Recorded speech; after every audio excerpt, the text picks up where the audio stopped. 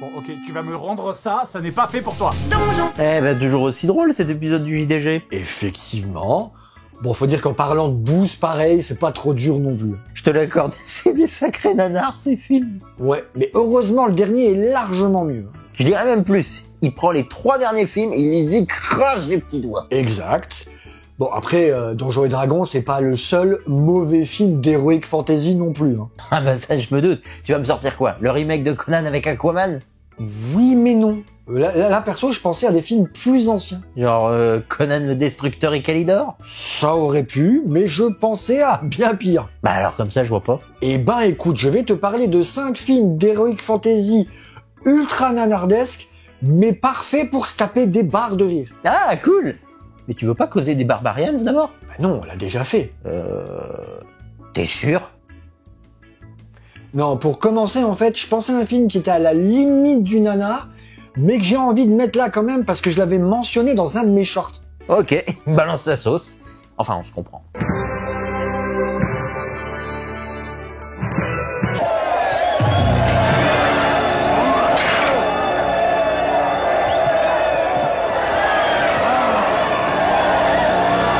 Le guerrier Deathstalker se voit confier une quête par une sorcière. Il doit retrouver un calice, une amulette et une épée, 2 de ces objets étant possédés par le maléfique sorcier Munkar. Deathstalker est un film américano-argentin sorti en 1983 et réalisé par James Sbardellati, un mec qui aura rien fait d'autre en dehors de ce film. Eh ben ça commence bien tout ça. Alors, je suis d'accord, mais en gros retiens que c'est une production Corman.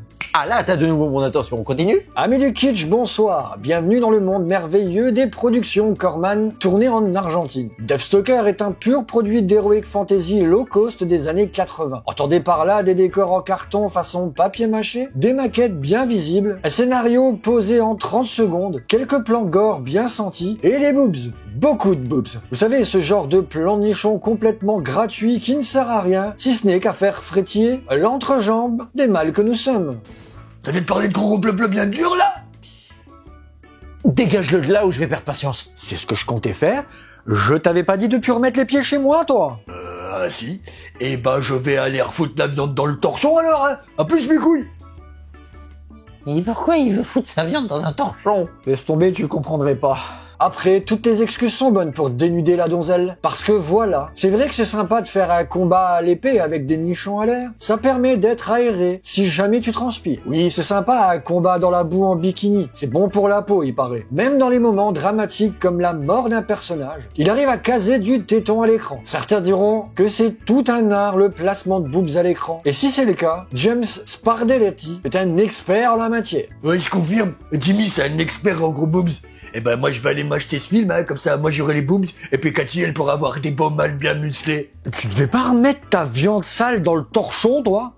Ah si? Eh ben j'y retourne alors, à plus mes couilles.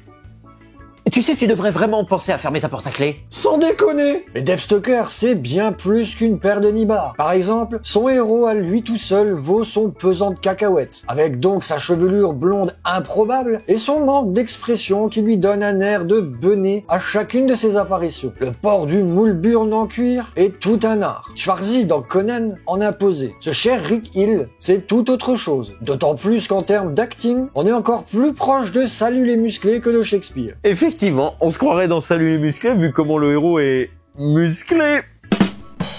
Recommence pas toi aussi. Mais Deathstalker, c'est aussi plein d'autres éléments kitsch complètement géniaux. On a droit à un homme à tête de cochon, un monstre gluant qui mange des doigts, une musique au synthé façon Goblins, mais d'un goût douteux, un sous-clone de Mick Jagger en guise de sidekick, des touches d'humour enfantines à la limite de la débilité, et des combats à couper le souffle, où les coups d'épée passent à côté de leur cible, mais qui les tuent quand même. Même moi je pourrais faire mieux. Bref, Deathstalker est d'une nullité abyssale, sauvé uniquement par ses effets spéciaux artisanaux de bonne facture. Un bon petit nanar pour les amateurs à découvrir de toute urgence. Ok, j'avoue, ça m'intrigue. Bon, c'était déjà le cas avec la vidéo de revue, mais là encore plus. Ouais, c'est vrai qu'elle était très drôle. Bon, pour le prochain, on va aller en Italie pour voir un ado avec un arc magique. Ah ouais? Un Robin des Bois italien? Et un Robino des Boisés? Pas exactement.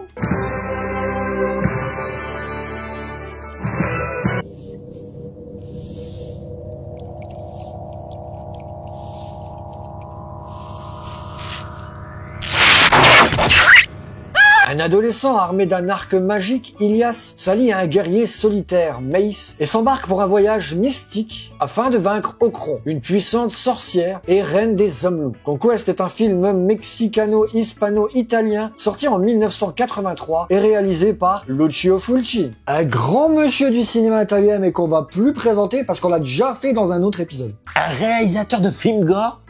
T'es au courant que j'aime pas ça? Pourquoi tu veux me montrer un truc pareil?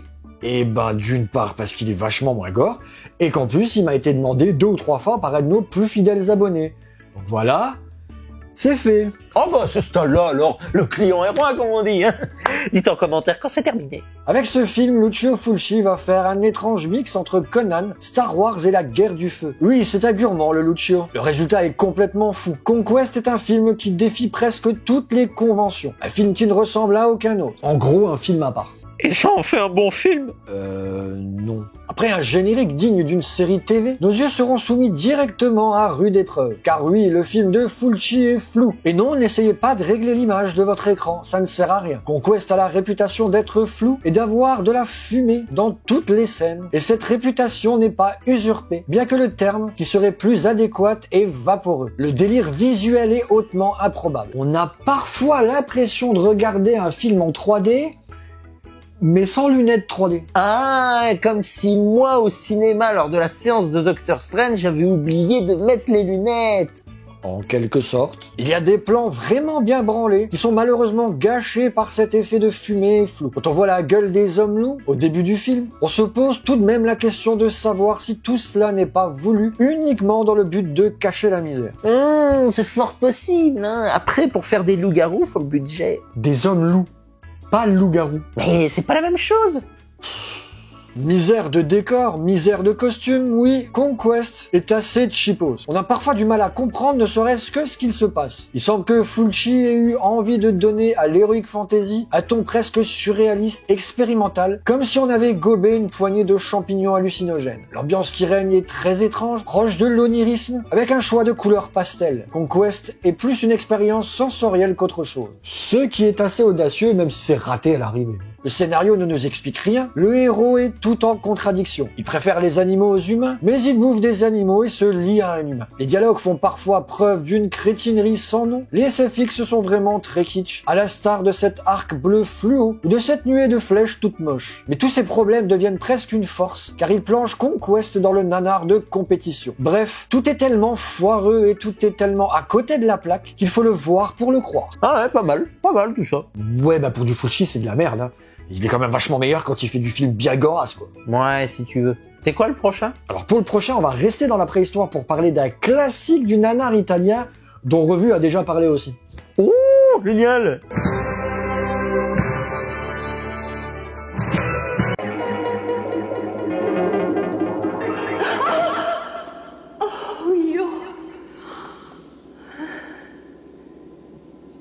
Vivant pendant la préhistoire, Yor est un fier guerrier qui porte autour du cou un étrange collier dont la provenance reste un mystère. Désireux de découvrir son passé, il décide de rejoindre l'océan afin de comprendre qui il est. Son voyage périlleux le conduira peu à peu vers l'impensable vérité. En fait, Yor viendrait du futur. Yor, le chasseur du futur, est un film italo-franco-turc sorti en 1983 et réalisé par Antonio Margheriti, un réalisateur connu pour des films tels que Danse macabre en 1965 et Le vent apportera la violence en 1970, ainsi que des films moins glorieux comme Les Mille et une nuits érotiques en 1972, Les aventuriers du Cobra d'Or en 1982, Nom de code Oie sauvage en 1984 et surtout Pulsion cannibale en 1980. Ah ouais, quand même, un pro dans le genre. Exactement. On est devant un nanar certes, mais un nanar néanmoins profondément sympathique, qui dans une première heure fait penser à Rahan, et qui dans ses 20 dernières minutes joue à Star Wars. Voilà ce qu'est Yor, le chasseur du futur. Introduit par un générique mémorable et porté par une chanson qui l'est tout autant à la gloire de notre héros qui gambade à travers les paysages lunaires de la Cappadoce, le sourire niais et la hache à la main en su. Oh mon dieu, mais même la petite maison dans la prairie, c'est moins niais que ça. Avec des SFX artisanaux désuets, mais non dénués d'un charme naïf, Yor souffre forcément de la comparaison avec les super productions américaines du moment. Des dinosaures en carton-pâte à son bestiaire préhistorique farfelu, le long métrage semble, contrairement à son titre, provenir du passé. Or, en partant du postulat que la perruque de Yor ne vient pas du futur, force est de constater que l'argument science-fictionnel promis fait défaut. C'était sans compter sur la dernière demi-heure supraporte Nawak, celle des grandes révélations et de la présence du croquignolet tyran Overlord, dont l'aspect n'est pas sans évoquer le pire ennemi des 4 Fantastiques. En gros, ici, on atteint le niveau du kitsch du 4 Fantastiques de Roger Corman. C'était tellement pas prévisible. Pour le casting, Yor est incarné par Ray Brown, qui n'aurait jamais aussi bien incarné la bravitude, celui-ci étant accompagné par la non moins séduisante Corinne Cléry. Et malgré sa perruque miteuse, l'ami Reb n'en demeure pas moins un bourreau des cœurs. Nulle demoiselle ne peut lui résister. Kala, avec qui il partage la même passion pour les cheveux, Roa, avec qui il partage la même couleur de cheveux, et enfin Tarita, qui veut tout simplement partager sa vie avec lui, depuis qu'il lui a sauvé la vie des griffes d'un dinosaure belliqueux. Ah, le pouvoir de la moumoute. Ça marche à tous les coups. Alors à tous les coups, je sais pas, parce que sur Bruce Willis, ok, mais sur Nicolas Cage et John Travolta, vachement moins. Oui, enfin, ces deux-là se sont pas voilés la face non plus. Hein? Enfin si, je t'envoie ta face. Bon, laisse tomber, termine. Yor, le chasseur du futur, est un magnifique nanar de compétition, donc ne gâchons pas notre plaisir. Ray Brown et sa perruque font honneur à sa réputation. Mieux, le voir se battre en slip et en moon boots en fourrure contre des stormtroopers en toque. Et leurs lasers qui font piou-piou devraient ravir les cinéphiles déviants à découvrir de toute urgence. Et un de plus à rajouter à la liste avec revue. En même temps, c'est un classique celui-là. Bon, pour le prochain, on va s'attaquer à un remake de Yojimbo de Kurosawa. Ah oui, Thomas m'avait déjà parlé de ce film de samouraï, avec le remake pour une poignée de dollars. C'est exact, sauf qu'il y a un autre remake qui vaut vachement plus son pesant de cacahuètes.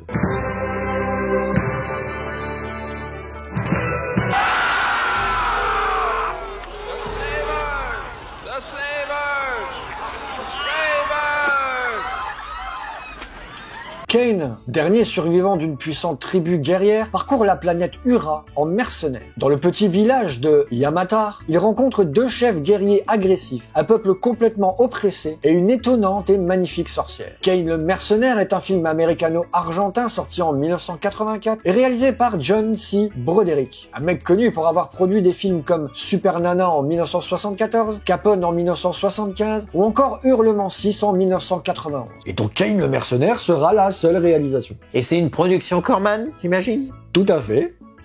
On serait douté. Alors là, attention, on a droit à du lourd. On est face à un nanar mythique qui non seulement pompe Yojimbo, mais aussi Star Wars pour son côté science-fictionnel. Ce film est à l'heroic fantasy, ce qui est la carapile à la bière. Ça y ressemble vaguement de loin, ça a l'air pas mauvais, mais au final, tu te retrouves à boire de la pisse. Ah, charbon. En même temps, c'est l'arrière-goût que tu retrouves en voyant cette bouse. En plus, le titre VO est mensonger, The Warrior and the Sorceress. Alors oui, il y a bien un guerrier joué par David Carradine, alors la sorcière est relativement absente. Du moins, on la voit jamais jeter des sorts. En même temps, c'est pas nouveau les titres mensongers. C'était même très fréquent dans les vidéoclubs à l'époque. Eh oui, et voilà comment on se faisait avoir en pensant regarder de grands films. C'est comme si t'allais au restaurant gastronomique et que tu te retrouvais avec 2 nuggets au milieu d'une assiette.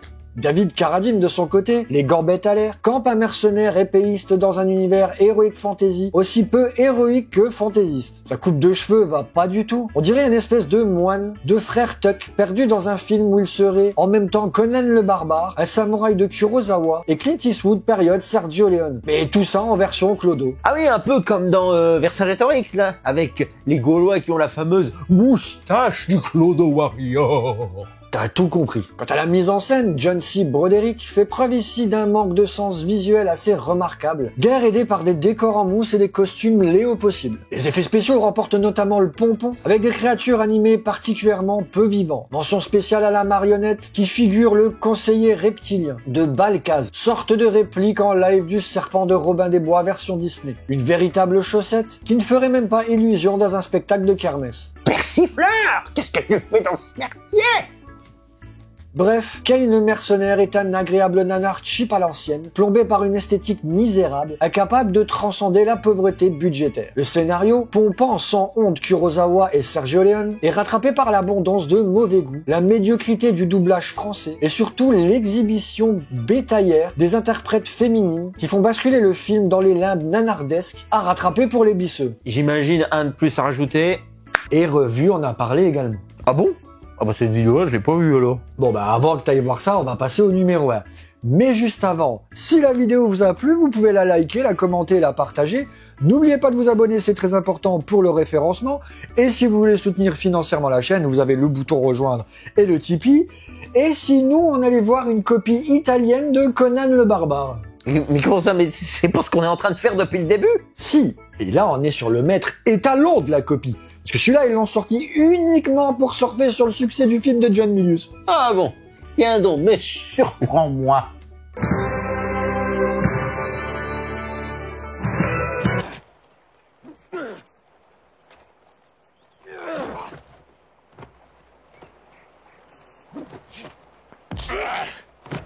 Hathor se prépare à se marier à Sunia, sa sœur adoptive, et celle-ci est enlevée lors de la cérémonie par les guerriers du grand prêtre de l'araignée, après un violent massacre. Hathor décide de la retrouver afin d'en finir avec son ennemi juré. Il va rencontrer Griba, qui va lui apprendre à se battre, et l'envoyer à la recherche d'un bouclier magique qui rend invincible. Hathor l'Invincible est un film italien sorti en 1982 et réalisé par Joe D'Amato, un grand monsieur du cinéma bis, connu pour des films comme Blue Holocaust, Anthropophagus ou encore Le Gladiateur du futur. Et ça, c'est qu'en tant que réal.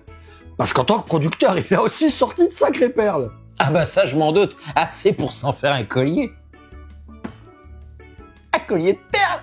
Oui, bah t'es lourd. Alors là, ça y est, on a atteint le fond. On fait face à un panthéon du nanar péplum italien, surfant sur le succès de Conan le Barbare, en utilisant les mêmes éléments, le talent, l'ampleur, le charisme des personnages, la prestance, la magnificence et l'épique en moins. L'humour involontaire, le mauvais goût, les combats terriblement mal fichus et les décors faux en plus. Ça étonne quelqu'un? Non.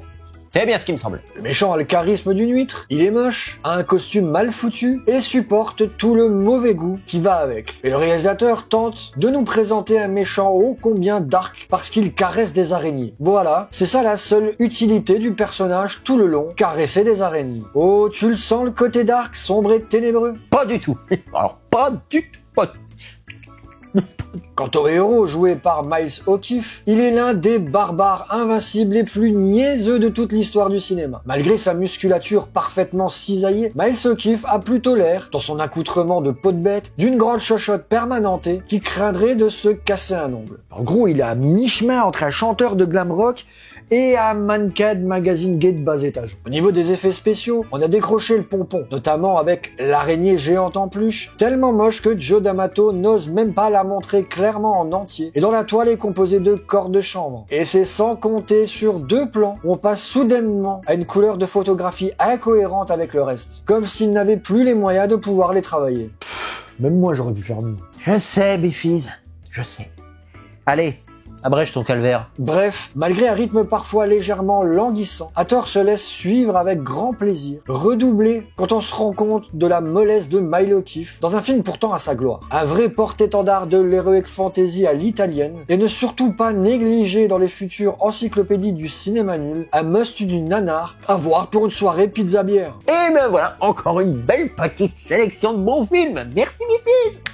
Mais de rien, avec plaisir mon pote, tu reviens quand tu veux. Oui, non mais je sais bien. Bon, bah écoute, moi je vais pas perdre plus de temps, je vais aller voir la vidéo de l'autre. Bon, tant que l'autre il revient pas me faire chier, je crois que j'allais me faire une petite sieste.